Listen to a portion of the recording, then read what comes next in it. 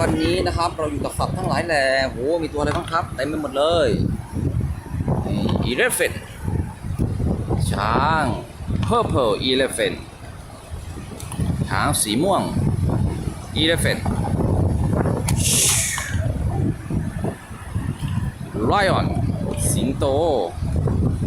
pink lion สิงโตสีชมพู lion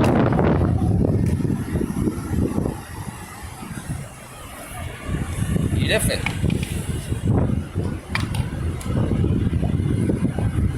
ช้าง frog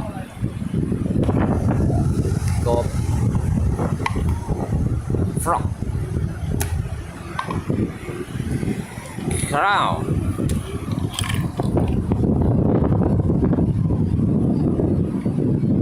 green crow หัวสีเขียวโอ้เอกเซอร์ไพรส์เอกไดโนเสาร์ไข่ไดโนเสาร์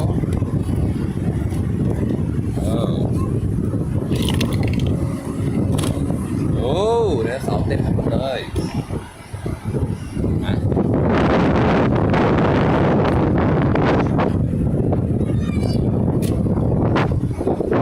ไดโนเสาร์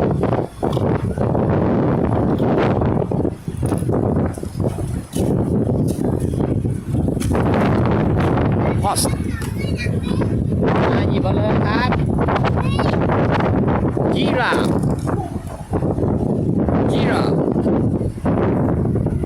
ไทยเซนทอมโอเคสำหรับนี้ลาไปก่อนนะครับทุกคนบ๊ายบาย